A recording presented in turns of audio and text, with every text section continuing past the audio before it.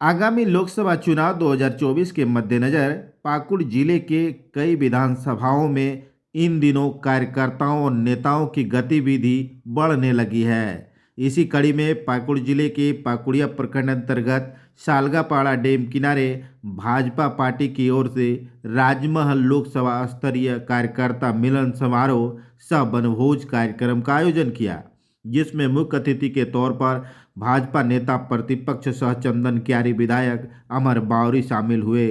कार्यकर्ता एवं कई सदस्यों ने आदिवासी रीति रिवाज से सर्वप्रथम अतिथि का स्वागत किया। मंच पर प्रदेश मंत्री सह पूर्व विधायक मिस्त्री सोरेन, पूर्व विधायक सुफल मरांडी, पाकुड़िया प्रखंड प्रमुख कालिदास मरांडी, पाकुड़िया मंडल अध्यक्ष विजय भगत, महेशपुर मंडल अध्यक्ष साधन झा ने बुके देकर स्वागत किया। कार्यक्रम में मुख्य रूप से पाकुड़, साहेबगंज, बोरियो, लिट्टीपाड़ा, महेशपुर एवं कई क्षेत्रों से कार्यकर्ता यहां पहुंचे हुए थे, जहां नववर्ष और सोहराय की बधाई की शुभकामनाएं के साथ मिलन समारोह शुरू हुआ।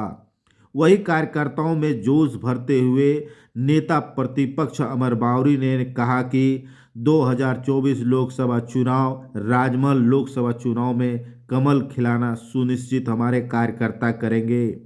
उन्होंने कहा कि प्रधानमंत्री नरेंद्र मोदी के नेतृत्व में देश की अर्थव्यवस्था ब्रिटेन को पीछे छोड़ते हुए विश्व में 5वें स्थान पर पहुंचने वाली है और पहुंच भी चुकी है। आने वाले चुनाव में प्रधानमंत्री मोदी के नेतृत्व में पुनः एक बार पूरे देश में कमल खिलेगा। आइए सुनते हैं नेता प्रतिपक्ष अमर बावरी क्या कह रहे हैं। कि सबका साथ सबका विकास का सिर्फ नारा ही नहीं है, हम लोगों ने करके दिखाया है। आज यदि घर मिल रहा है तो बिना भेदभाव का अल्पसंख्यक को भी मिल रहा है, बाकी लोगों को भी मिल रहा है। आज यदि गैस का कनेक्शन मिल रहा है तो अल्पसंख्यक भाइयों को भी मिल रहा है, बाकी लोगों को भी मिल रहा है। आज यदि आयुष्मान की योजना का लाभ मिल रहा है तो वो भी अल्पसंख्यक भाइयों को मिल रहा है, बाकी लोगों को भी मिल रहा है। कोई भेदभाव नहीं है। कभी मोदी जी ने या कोई भारतीय जनता पार्टी ने कहा है कि भाई ये अल्पसंख्यक भाई है, जो लोगों को हमेशा से भड़का के रखा जाता है भारतीय जनता पार्टी के प्रति। आज हमारे अल्पसंख्यक भाइयों के मन में जो द्वेष भर करके, भय दिखा करके, जो कांग्रेस ने इतने दिनों तक बिना कुछ किए ही शासन किया, सिर्फ इसी बुद्धि और इसी ज्ञान के कारण कि लोगों को भय दिखा के रखो। और संताल परिणाम में लोगों को दूसरे से भय उस तक जाने ही नहीं दो, ज्ञान प्राप्ति ही नहीं करने दो। अटल जी नहीं होते तो आज इतने लोग जो पढ़ना लिखना शुरू किए हैं और जो अपने अधिकार को जान रहे वो भी नहीं जान पाते, क्योंकि अटल जी ने ही सर्व शिक्षा अभियान चालू किया। 1 किलोमीटर के दायरे में स्कूल खुला, तब हम जाके साक्षर बने। नहीं तो 5-5, 10-10 किलोमीटर में स्कूल होते थे। हमारे बाप दादाओं को पढ़ने के लिए कितना संघर्ष करना पड़ता था, ये जाकर पूछ लीजिए।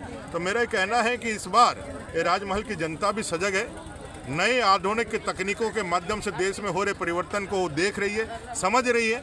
आकलन करके वोट करिए। ये पूरे 10 साल में कहीं से भी बता दीजिए किसी भी अल्पसंख्यक को जो डराता है कि भगा देगा, निकाल करके बाहर फेंक देगा, आज तक किसी पे भी कोई कार्रवाई या किसी पे कोई हम लोगों ने किसी को जो है जो भारत का नागरिक है उस पर कोई कार्रवाई किया? हाँ, जो भारत का नागरिक नहीं है और बाहर से आकर के यहाँ बैठे हुए हैं उनको तो डर होना ही चाहिए, कहें कि वो अगर किसी का हक मानते हैं तो सबसे पहले वो जो है हमारे यहाँ के मूलवासी अल्पसंख्यकों का हक मारेंगे। जो यहाँ देश के अंदर जन्मा है, भारत का नागरिक है, उसके प्रति हमारी रिस्पॉन्सिबिलिटी है, उसका उत्थान होना हमारा कर्तव्य है, उसका काम करना कर्तव्य है और उसको हम लोग लेके चलते हैं। इसलिए हमारा कहना है कि इस बार जनता सजग है और जांच परख करके विचार करके वोट करेगी, और जब विचार करके वोट करेगी तो भारतीय जनता पार्टी को ही वोट करेगी और इस बार राजमहल से भी कमल खिलेगा।